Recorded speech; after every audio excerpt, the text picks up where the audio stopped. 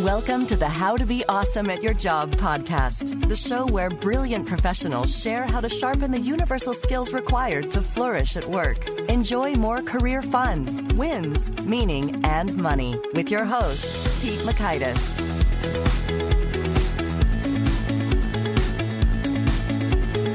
Oh, hello, and thanks for joining us for episode 69 here. We are having a really, really fun chat about rhetoric, the ancient classical art, but our guest, Jay Heinrichs, makes it so much fun. And this episode, shout out to my high school rhetoric teacher, Judy Federmeyer, for being amazing and teaching me how to write good.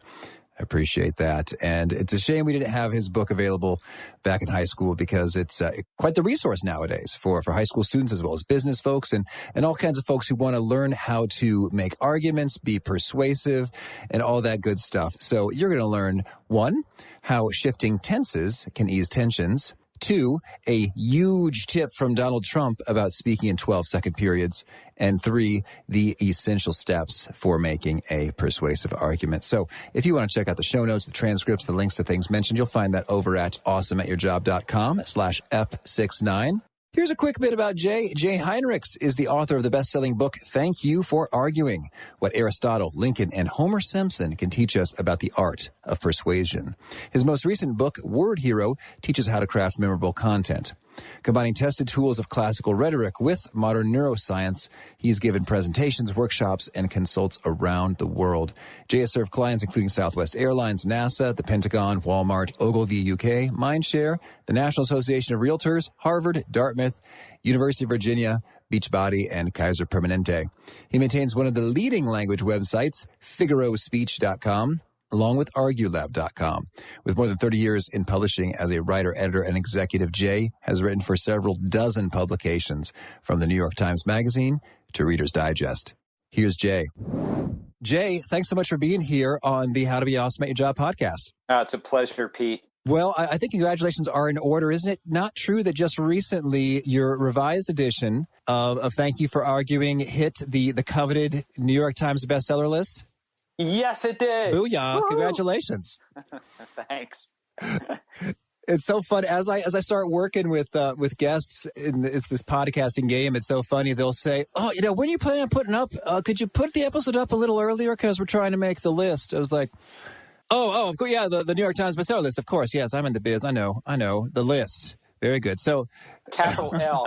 Yeah, I'll tell you, the book is an overnight sensation. It was published in 2007 and just made the bestseller. Well, that's cool. Better late than never, and that's cool. And it's a kudos that it's still appreciated and used in a lot of places. It's a darn shame in my rhetoric class, it was not yet in existence. So I didn't have that in my AP rhetoric going on. Boy, instead you had Aristotle and Cicero. You were slumming, right? That's me. Well, so tell me, this book, Thank You for Arguing, is used in many different contexts. And so I want to hear the most sort of what you think would be the most sort of juicy, interesting, useful, themes and tips that apply to a young professional working in a corporate environment. Well, the book has more than 100 tools or persuasion techniques that you can go off of. But you know what? I'll tell you, the reason I wrote it was to show people how to think rhetorically. And by that, I mean how to think like a rhetorician. So rhetoric isn't taught that much anymore. You were lucky to get a class. It is growing fast now in high schools and colleges. But it's the original art of leadership. Everybody used to study it. Alexander the Great studied it with Aristotle. Julius Caesar, William Shakespeare, every one of the American founders studied rhetoric. So why should corporate professional learn to think rhetorically? Well, because it taught me how to write and think persuasively, how to understand audiences and markets better, and how to produce something to say on every occasion and have people like you when you say something.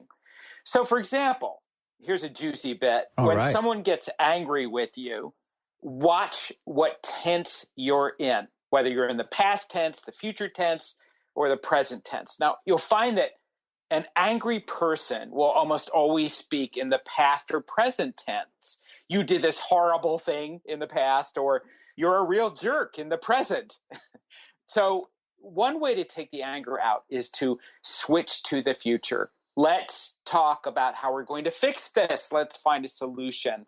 Let's not describe what kind of person I am or what sort of atrocity I committed. Well, that is fascinating. And so you sort of see that time and time again, is that angry people tend to focus on those tenses as opposed to, this is going to ruin everything, future tense catastrophizing. Well, this is going to ruin everything is actually kind of an opening. At least it does shift into the future, which is where choices make a difference. And by argument, I'm really talking about deliberative argument, which is a particular kind of argument. And that's an argument about choices, about how you're going to influence the future. So talking about what a jerk I am is really doing nothing for the future. I'm going to be a jerk forever. All right. If you're talking about what I did in the past, well, the only way we're going to affect the future is to talk about how I'm going to fix what I did. And we're back in the future again. So when you say what I'm talking about is going to ruin everything, then I can say, all right, let's talk about how not only not to ruin everything, but how to make a better future. That's so good. And so you're saying the wrong answer then in that circumstance is to sort of argue or fight over, well, I didn't know, or it's someone else's fault for not giving me the data. Like that's just going to keep you in a bad spot. Exactly. One of the things that I say in the book is the first thing to do when you find yourself in a disagreement is to set your goal. What do you want? What do you want out of this thing? Now, if you happen to be in a committed relationship like a marriage, maybe your goal ought to be to stay married. Okay. Instead of like maybe try not to win, just stay married. On the other hand, in a business setting, you want to maintain a good relationship with your colleagues. So that's an important goal. Or you might think maybe the audience I'm really speaking to is not the person who's disagreeing with me, but other people who are listening in. How do I impress them? How do I persuade them to take my choice instead of this other person's? And that's a goal. So you set that goal and then you work toward that goal. You don't simply push back against what the other person said. Okay, well, that is right off the gate. These are some handy tidbits. Any others leaping to mind for you, or should I do my job as an interviewer? I don't want to blow my wad, Pete. I got 120 of these. We can go through all of them. Oh, that's good. Well, we got to leave a little something for the book, and so we will. So, well, I want to maybe just zoom out a little bit because I was chatting with my fiance, so I'll keep some of those lessons associated with arguing well in mind in terms of the goal and the relationship maintenance. So we were just talking about, my goodness, it seems like in the United States these days, and in politics in particular, things really are an extra dose of polarizing, close-minded, partisan. It's just like folks tend to just sort of believe what they want to believe, and well, it's just not a rosy situation. I just think it's miles and miles away from like the Lincoln-Douglas debates, which just numerous sessions, numerous lengths of time, uncomfortable settings, traveling out there to really hear, think, and reason about, which one of these guys would be the best for us? So could you maybe give us a bit of a historical or commentary on how did we get here and what's our cause for hope for the United States people to get back to thinking and having some rhetoric and thank you for arguing type exchanges? Other than having everyone on earth buy my book, I'll tell you what, in the business world, among my clients, I find people are getting better and better at working in teams, presenting solutions, persuading each other in ways that make better choices for their companies. Great. But you're obviously not talking about business, are you? Not in this particular inquiry. Yeah. Okay. So politics. These days, there have been obviously some major changes in politics. Now, you talk about the Lincoln-Douglas debates. Now, obviously, that was a greatest hit of politics. There was a lot of nasty stuff going on in politics when Lincoln and Douglas weren't on the stage. So we're seeing the best of the best. And so it's a little too easy to get nostalgic about our forebears. That being said, one big difference is that in politics, there's a big problem that's going on. And it doesn't really have to do with what we believe in or what we don't believe in. The fact is that politicians have little reason anymore to persuade. They don't have to. Most members of Congress are in safe, gerrymandered districts where they're guaranteed their job, right? Their own supporters are already the people living all around them. Now, they spend most of their time raising money instead of persuading votes. So they're persuading donors. There's a lot of really good persuasion going on with rich people, not with voters. Now, even at the presidential level, it's all about turnout, not so much the undecided voter. And the reason is there are very few undecided voters in the country. It's between 4 and 8%, depending on the election. Now, at all levels, what's happening is political operatives and consultants work communication and marketing content strategies at the micro level, at the micro audience level, targeting these tiny groups and saying what they want to hear. So it's really not what the politicians are saying. And actually, speeches do very little. Advertising, lots of studies show that television advertising does very little. What's really going on is on Facebook and LinkedIn and Twitter. This is where the persuasion is going on. And it's awful persuasion because it's very tiny groups.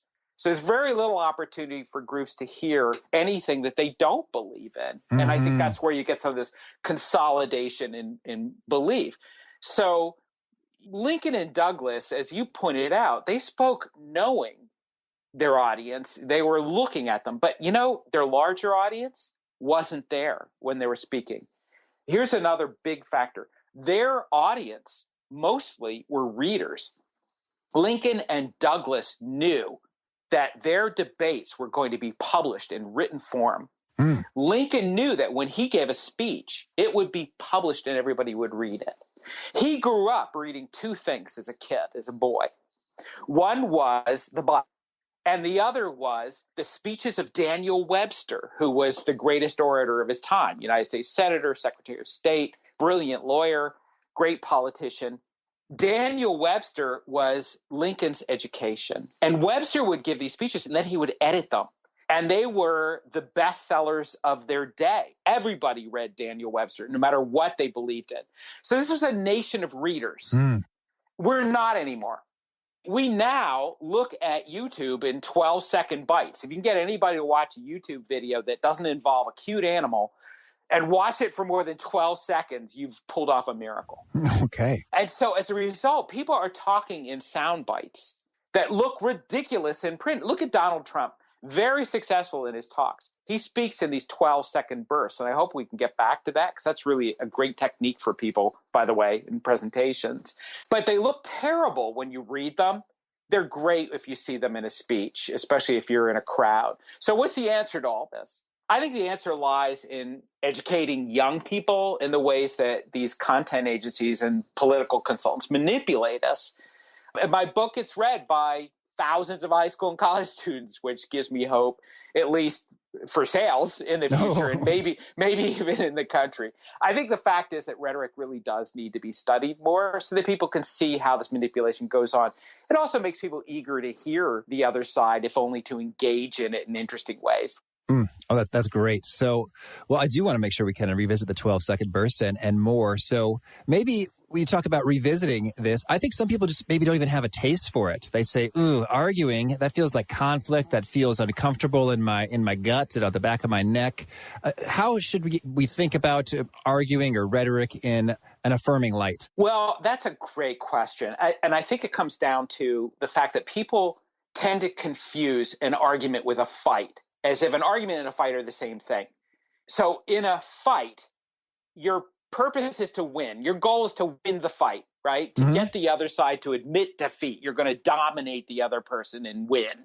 All right. In an argument, on the other hand, you try to win over the other person to make them feel as if they won while you get what you want. So in the book, I give this example of this disagreement I had with my son, George. This was some years ago. He's all grown up now. At the time, he was a teenager, and I was in the bathroom first thing in the morning, and I went to brush my teeth, and I discovered that the toothpaste tube had all been squeezed dry. And being the father of a teenage son, I knew who the likely culprit was. So I yelled through the closed bathroom door saying, "George, who used up all the toothpaste? And I hear this sarcastic voice coming from the other side saying, that's not the point, is it, Dad? The point is, how are we going to keep this from happening again? Now, he had grown up hearing me talk about these rhetorical techniques, including switching to the future when you yourself get in trouble. And the thing is, I was so pleased that he had actually been listening all that time, that I had no idea he'd been paying attention, that I actually decided to let him win. So I said, okay, George, you win. Now, will you please get me some toothpaste? And you know what? He went down into our freezing basement. We live in New Hampshire. It was midwinter. And he got me a tube of toothpaste. So, in the book I say, actually, George, I think I won that argument. He was very pleased that I had let him win the disagreement, but I got a teenage boy to run an errand happily for me. Okay. That is a true triumph for persuasion, as any parent will tell you. So, and I think that summarizes the difference between a fight and an argument. I started out feeling a little angry at this jerk for squeezing up this tube of toothpaste. And I ended up with a tube of toothpaste, refreshed, with everybody happy. That's an argument. That's not a fight. Oh, that's so fun. So a world of difference between winning, like dominating, versus winning them over and sort of getting your outcome, the sort of goal you established at the beginning, achieved. So can you share some, I guess, key principles and tactics that contribute to arriving at that outcome more often? Well, I mentioned probably the very first thing. I mean, there are some steps that you should do habitually. And one is to set your goal. We talked about that. So there are several goals in persuasion. One is thinking about what you want to change with this disagreement. So the easiest thing to change is the mood. You can use a little bit of humor as long as it doesn't look like you're making fun of the other person, and that will lighten the mood. Okay. Mm-hmm. So harder than that is to change someone's mind, what their opinion is about something. And, George actually was using a technique when he said that's not the point. One great technique to change somebody's mind is to reframe the issue. And one way to do that is to say, what's this really about? By the way, it's a great way to throw people off their balance if you care to do that. If you really want to manipulate a person, you could say, is this really about toothpaste? Or is it about something deeper, And by the way, I say this to high school kids all the time. If you're really mad at your sibling and your sibling just comes at you for something, you could say, what's this really about? Are you okay? Does this have to do with that lame boyfriend of yours? Anyway, so in a business setting, of course, you don't want to be quite so obnoxious. You can say, let's talk about the larger issues here. And then what you're doing is you're reframing an issue by broadening it. And you could change people's minds that way to say, all right, this issue really isn't about the fact that we didn't make our numbers last quarter. What this is really about is the fact that our audience is aging out of our product. So this issue is really about whether we need to update our product, not whether we didn't make our numbers last quarter. Okay. So you're reframing the issue. That's another thing to do. And then finally, the hardest thing to do is to get someone to take an action. So you see this in elections all the time with young people. You could get them to go to the big Bernie get-togethers and, get them all to cheer Bernie Sanders. Getting them actually to show up at the polls is much, much harder. And so you can change somebody's mood. You can get them in the mood for something. You can change their minds, which is harder. Getting them actually to take action is the hardest of all. So you can reframe the issue and say, this is about the fact that our market is aging out of our product. Getting your company actually to commit to a new product is the hardest of all. And that takes different steps. And I don't want to lead you through all the steps of argument. I can leave you with this one thing. To get someone to be willing to take an action, they have to really desire the goal.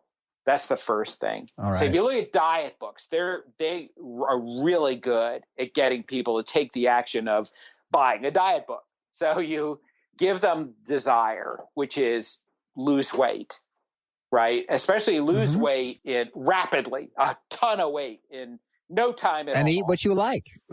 Well, that's part two. And that is to make it seem really easy.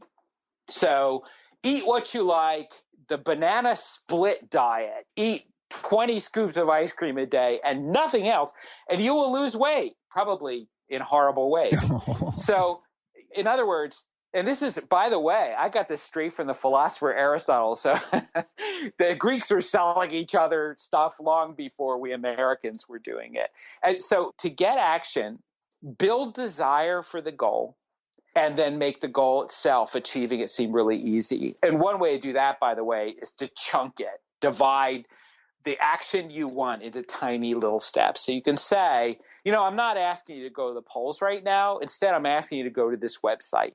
Just one step at a time. When you go to the website, then all you have to do is click on this link. When you click on the link, put in your email address. And after you do that, and so on. And gradually, little by little, you find yourself leading this trail up to the polling booth and voting for the candidate or buying a product for that matter. And so the advice there is to see if you could make it as absolutely tiny and hard to say no to as possible. Exactly. You've got to keep that desire in front of them all the time. Don't ever forget that. So, in the content marketing world, they talk about the consumer journey, which is the path the consumer takes from first becoming aware of your brand to finally becoming a big champion of the brand and recommending it to all her friends and so on. The biggest mistake that content marketers make along that journey, it's a series of tiny little steps they lead the consumer along, is actually to make sure that desire is still there, that they really fully understand that this product is amazing, it's going to make them really cool, that it's going to change their lives in all the right ways, and that it costs them practically nothing. Okay. Wow, that's good stuff. So much. Well, I want to ask all sorts of follow-ups, but why don't we hit the quick one in a 12-second burst maybe? What's the benefit of the 12-second burst and the magic behind that number? Well, unfortunately, I always talk in more than 12 seconds, not being a speech maker. But all right, I have to get really nerdy on you, but I'll do it quickly. The ancient Greeks believed that the patterns of the brain worked in concert with the patterns of the rest of the body. So, for example, they believed that a single sustainable thought, an idea, an impression, lasted as long as a single long human breath, an orator's breath. I tested this theory. They called it, by the way, the period. Now, the period is where we get the idea of the punctuation mark at the end of a sentence. A sentence is the end of a thought, right? So, okay. So a period to a Greek, it was actually what they would say in the length of a human breath that would be really memorable. And it was usually the climax of a speech. So to test whether the Greeks really knew what they were talking about and whether this still held true, I went on YouTube and I looked up all the movie speeches I could. And I looked for when the music started to well up, which was, a signal in Hollywood terms of the climax of a speech. And guess what? From the moment the music wells up until the end, I did a video on this that highlights Mel Gibson. Braveheart. In Braveheart, yeah. And what you'll find is that they last 12 seconds, which is exactly the length of a well-sustained human breath. 12 seconds long. So Donald Trump does, let's look at Hillary Clinton. She will climax her speeches in 12 seconds. And she'll do it once. That's the climax of the speech. You don't get the music, but you can tell that's the climax. Okay. Donald Trump does something very different. He borrows from stand-up comedians who speak in 12-second sort of non sequiturs, unrelated passages. They'll tell a joke about why your socks lost in the dryer. And then they'll switch about their wife's latest diet. One thing unrelated to the other. They just talk. And what you'll find is that the most effective comedians will speak in these 12-second bursts. And that's what Donald Trump does. It's like he's telling jokes, only he's not. He's talking about building walls. He'll get up on stage and he'll talk for 12 seconds, then he'll stop. So it's pretty cool stuff. These Greeks knew what they were doing. I'm thinking if I want to leverage that knowledge for maximum impact, I should be sort of thinking in particular, like, where am I going to drop something that is about 12 seconds with oomph? Is that kind of how I should think about implementing this? Well, there is something that Marcus Tullius Cicero, I love, by the way, name dropping ancient dead people. Oh, do it. I was a Discipulus Latini back in the day. Whoa. If I said that right, the student of Latin is what I tried to say. I'll tell you what, we have no idea how they pronounce those words, so you can say it any way you want. There were no recordings back then. So what Marcus Tullius Cicero teaches is sort of a series of steps you take when you're writing a speech. So he tells you how to outline a speech, and it still works today. I mean, I coach clients in giving TED Talks. And so one of the things I do is I teach them the art of invention, or inventio in Latin, which is basically about discovery as well as creation. And so if you look at ways for you to figure out how do you build to a climax in a speech, one way to do that is to discover what your speech's climax is. Yeah, so you know the topic, you know what you want to say, you know what you want to get out of it, and most importantly, you know your audience. You know what they believe and expect, okay? So you think, what would be the big thing that just gets everybody to their feet? All right? So you think about that. That's what you think about before anything else. You don't begin to write your speech. You think about that climax of your speech. So you start with a period. That's what I would tell people. This is not your elevator speech or anything like that. It's only 12 seconds.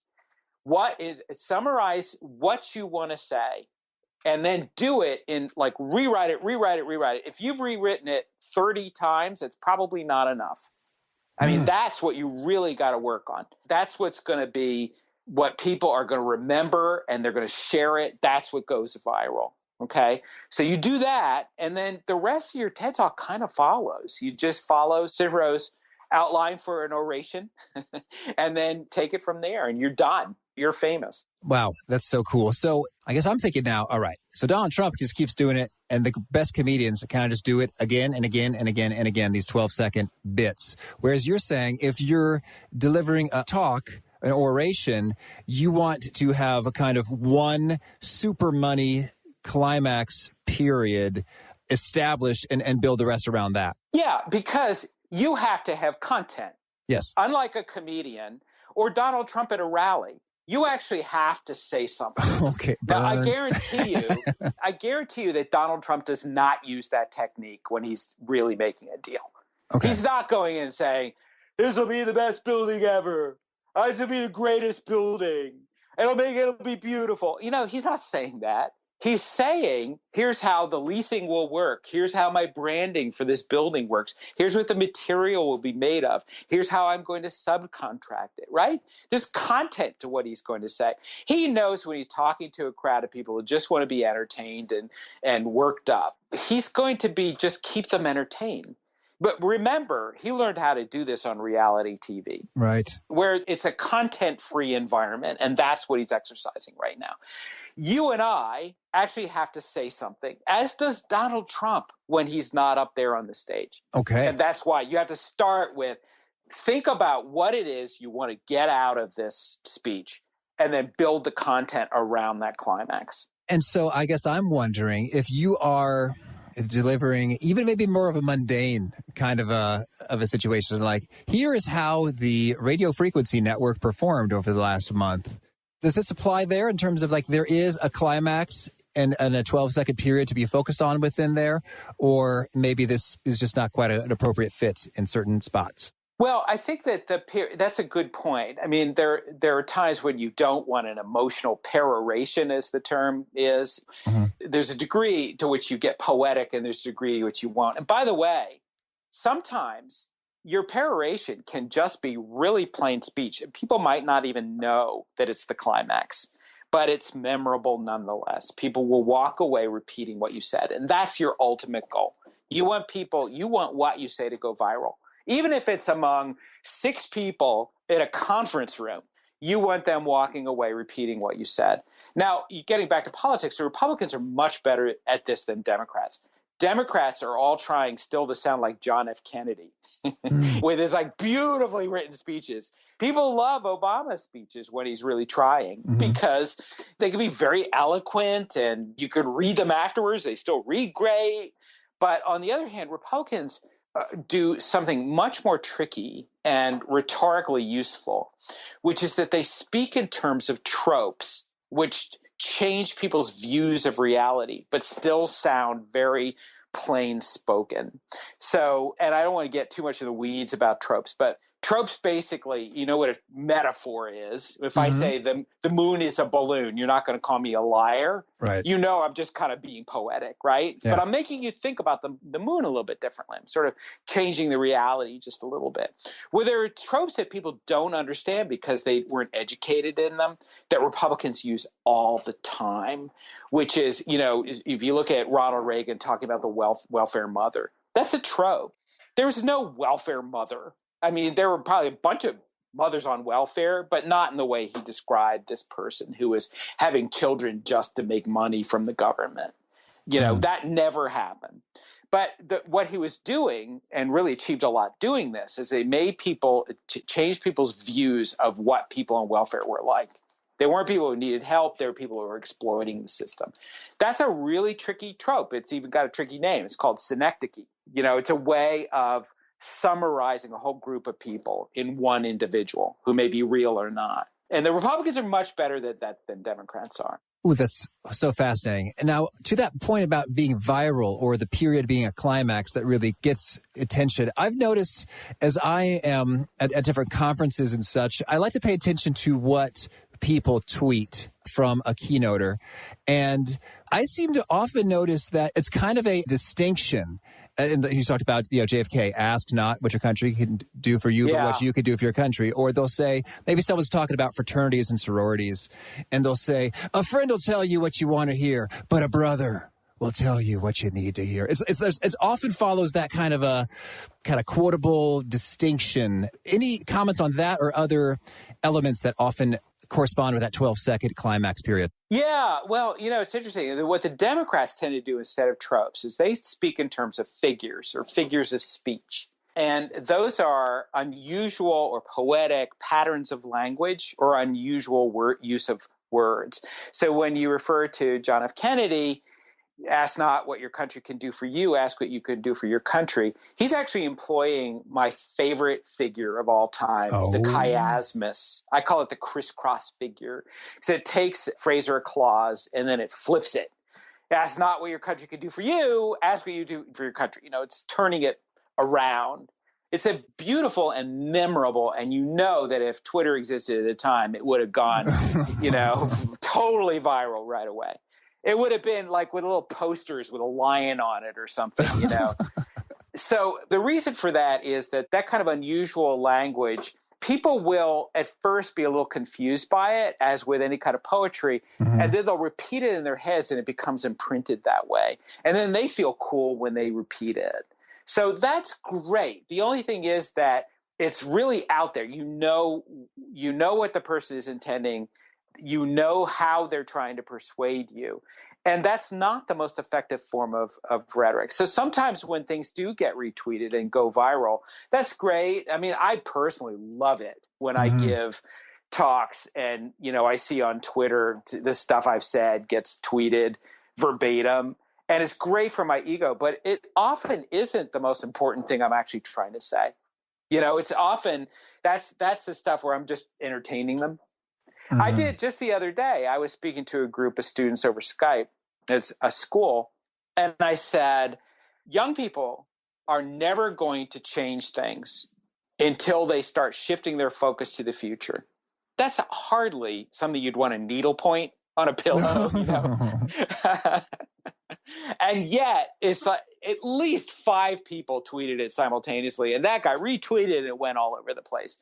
And it's like, you know, it's funny because I hadn't even tried to express that as something memorable, but it occurred to me in retrospect that actually word future is a trope.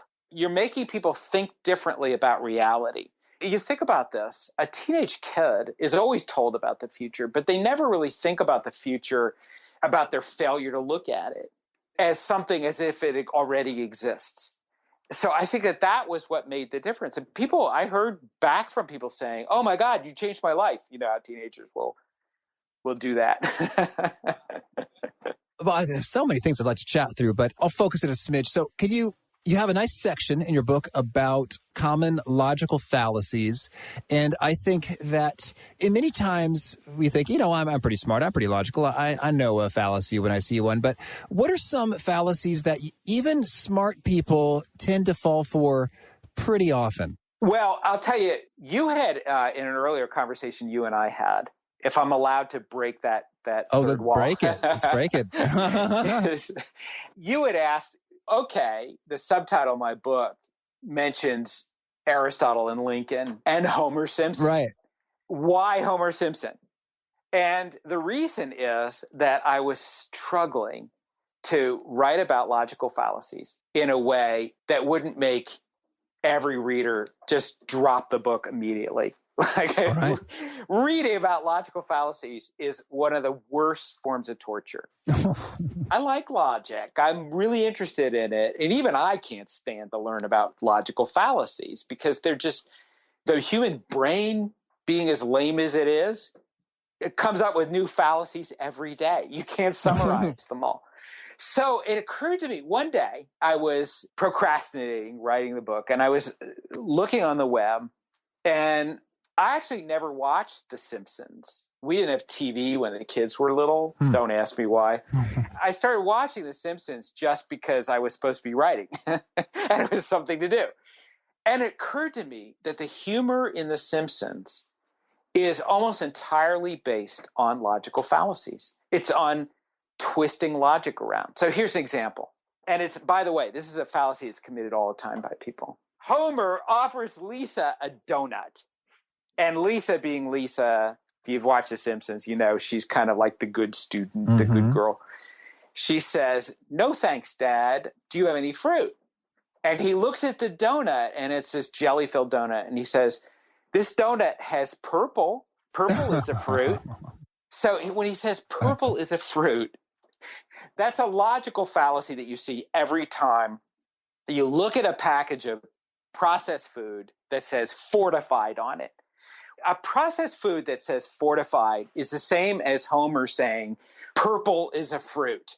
So this stuff that's horrible for you, it may contain 46 carcinogens, but it contains a gram of protein.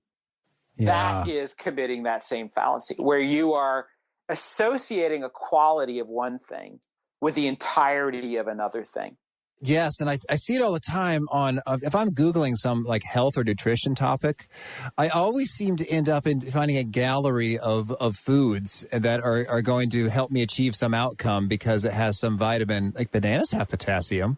It's like, I know, that's not really what I'm looking for. So that seems to be that game again and again. It's like, I want an outcome. That outcome is assisted by this vitamin. Some item has this vitamin, and therefore eat this thing and you'll be all set with regard to that outcome. Exactly. And it irritates me.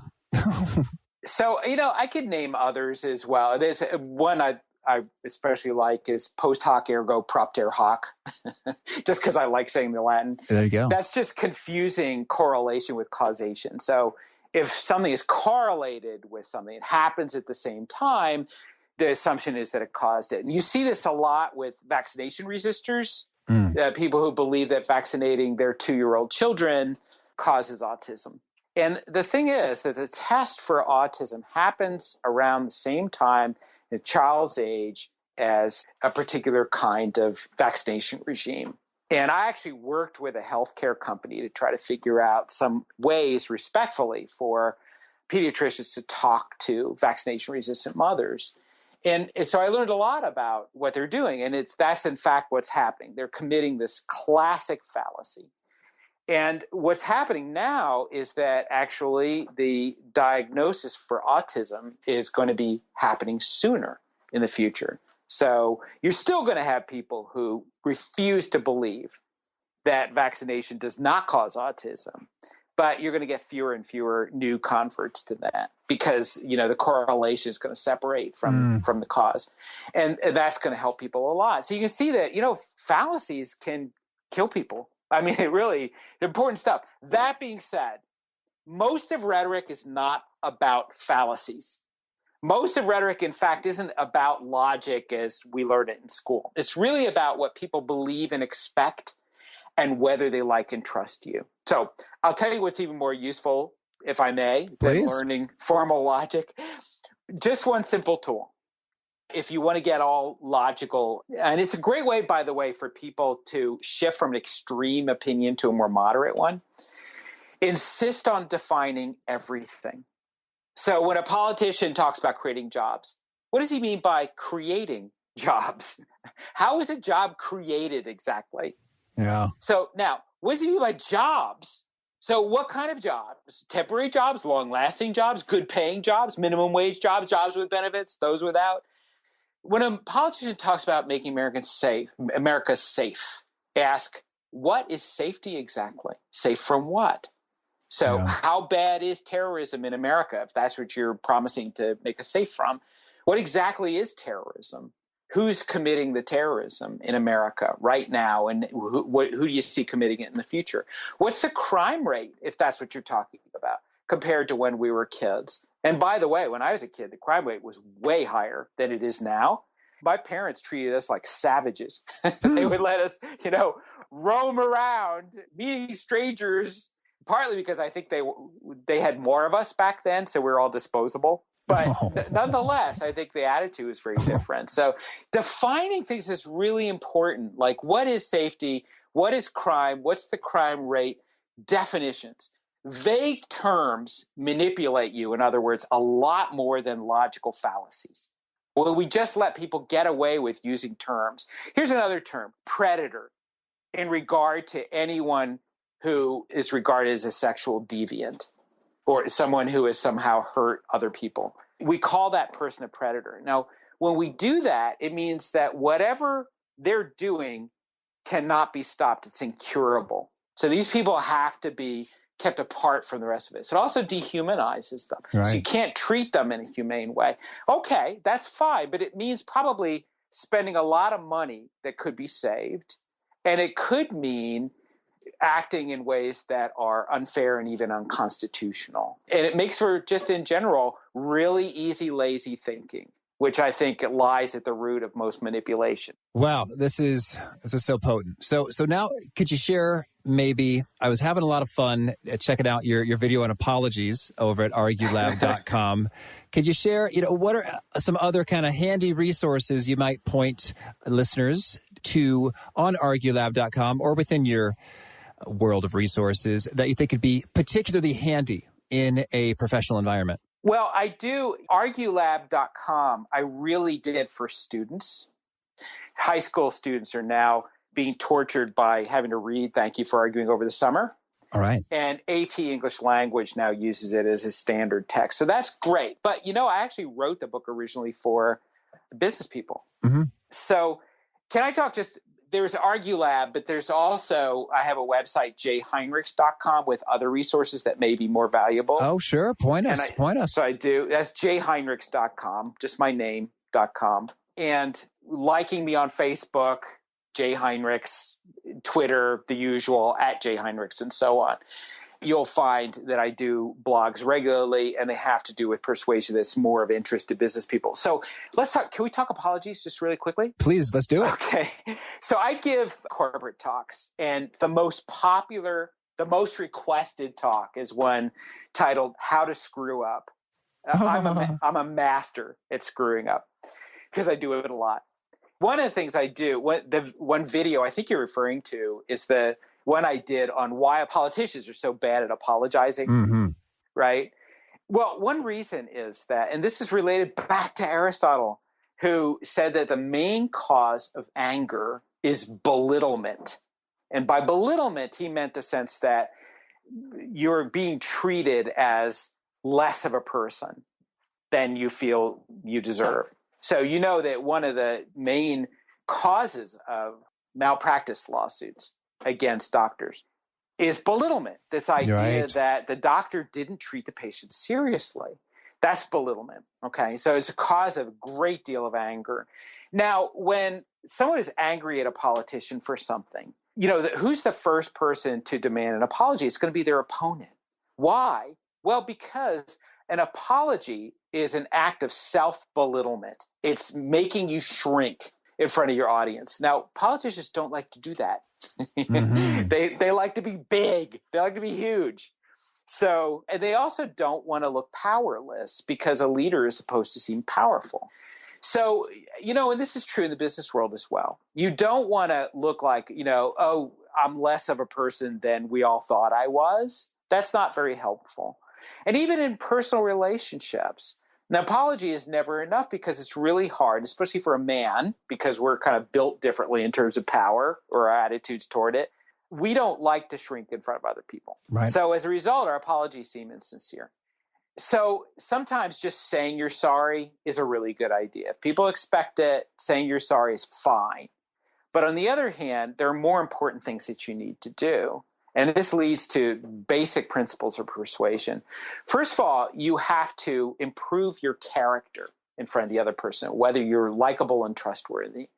So you can say, here's what I stand for. And I actually strayed from what I stand for. I left the dishes in the sink. I definitely did that. So the first thing you do is you own up to your mistake and tell everything. Don't let those emails dribble out.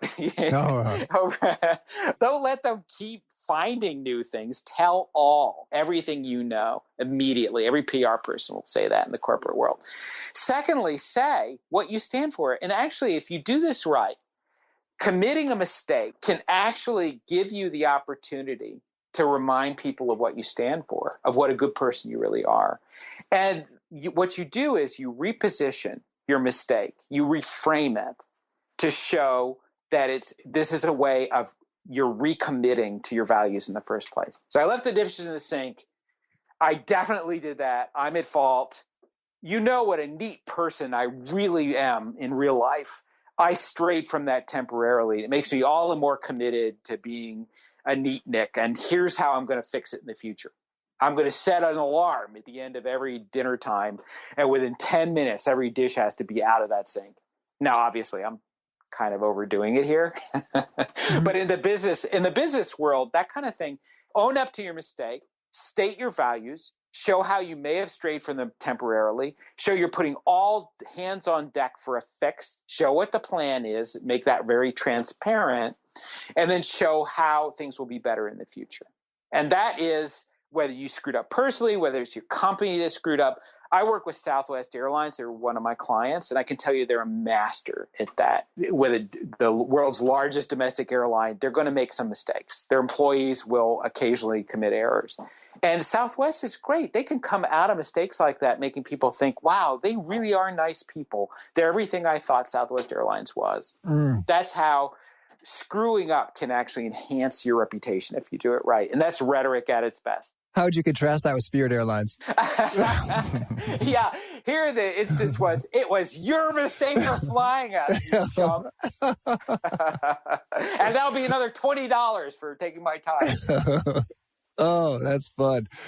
Well, you tell me, Jay, is there anything else you want to make sure that we cover off before we shift gears and hear about some of your favorite things real quick? I've already talked too long, Pete. Oh, but it has been a treat every minute. I'm not even buttering you up or anything. I just like this stuff that much, and this is a slam dunk. So thank you. So let's hear, first of all, is there a favorite quote that you have, something you find inspiring or reference often? We already said it. John F. Kennedy, ask not. That's just because it's the world's greatest chiasmus, and I use it all the time. And how about a favorite study or a research or experiment, something that you find yourself citing as you're explaining your principles? John Gottman, University of Wisconsin, Love Lab, as they called it, where he videotaped married couples and how they fought or argued. And the couples that argued, trying to find a solution to things, their marriages lasted much longer than those couples where they saw every piece of disagreement as proof of what a jerk the other person was. Perfect illustration of the difference between a fight and an argument. Thank you. And how about a favorite book? Moby Dick. I know that, I shouldn't say it, but I reread it every year. And here's why. It's one of the funniest books ever written. And it's also one of the most serious books ever written. And for me, it's an inspiration of how to take a really difficult subject like rhetoric and somehow find humor in it so that everybody can enjoy it. And how about a favorite habit or personal practice? Every morning, I may be oversharing here. Every morning I get up and I say, make this a glorious day. Cool. Out loud. Out loud. I do. I say it out loud. My wife is used to it. And do you say it in the mirror or in a particular pose, or are you standing up? I just want to visualize this. Well, the deal is I get up at 4 or 4:30 every morning so that I can get to work before the phone starts ringing. And so to do that, I'm not a morning person. I say it while rolling out of bed. And for some reason, it gives me the momentum to get all the way out of bed so I don't collapse back down into the pillow. So I do it. I do it while I'm getting up. So it comes off probably as a grunt if you actually heard it. But that's what I'm really saying. Oh, fun. And how about any favorite tools, things that you use often and find handy? I keep a diary. I have since second grade, and I call it lunch. And I've been keeping it ever since second grade. Why do I call it lunch? Because when I was in second grade, my teacher told me that if I wanted to be a writer when I grew up, and I did, I would have to keep a diary and write something down every day. I said, what do I write about? She said, oh, write about yourself. I was in second grade. I had nothing to write about. So I decided, well, someone else said to me, you are what you eat. So every single day I wrote down bologna sandwich for like 6 years. And then gradually I started filling in some details. And to this day, I keep a diary and I call it lunch. Oh, that's fun. And how about, is there any particular, we talked about the climax periods and quotable tidbits. Is there any particular nugget you share that does seem to often collect the retweets or the Kindle book highlights? Switch the tense. That's what everybody remembers from Thank You for Arguing more than anything else. Switch the tense. Choices have to do with the future, not the past or the present. If you want to do better, don't dwell on the past or the present. Switch the tense. And what would you say is the best place to find you if folks want to learn more and check out your stuff? Oh, my gosh. I'm hard to miss. So jayheinrichs.com, anything with Jay Heinrichs, search me there. People in business might be interested that Bloomberg Business Week did a profile of me. Oh, cool. So if you look up Jay Heinrichs and Bloomberg Business Week, you'll find the profile. Okay, will do. And do you have a favorite challenge or parting call to action you'd sound forth to folks looking to be awesome at their jobs? I'm going to go back to switching to the future. It's such a great experiment. So when you find yourself disagreeing with someone and there's anger in the room, just try this as an experiment. Look at what tense you're in and try changing to the future tense. It's really fun. Try it. Okay, can do.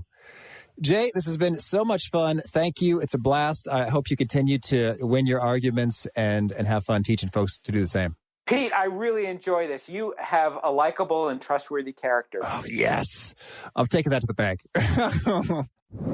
I understand that this episode went longer than average, and that can be frustrating when you're busy and you have a lot of things you've got to handle over the course of the day. But what I think is really most important right now is figuring out how will we use these rhetorical techniques to get folks on board and persuaded with what we're thinking all the faster so that the minutes we invested pay over really many times over. So that was a little bit of a tense shift from the past to the future. So it's a fun little ninja Jedi trick. I find it pretty handy, and I hope you do too. So this is fun.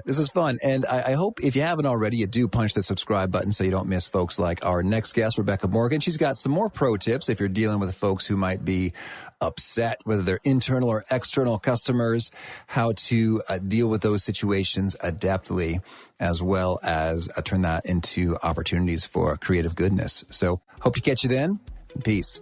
Thanks for joining us for today's episode. To get the most out of this conversation, visit awesomeatyourjob.com to find today's show notes, transcript, and infographic summary cheat sheet. For more entertaining professional skill sharpening, be sure to subscribe to catch the next episode of How to Be Awesome at Your Job.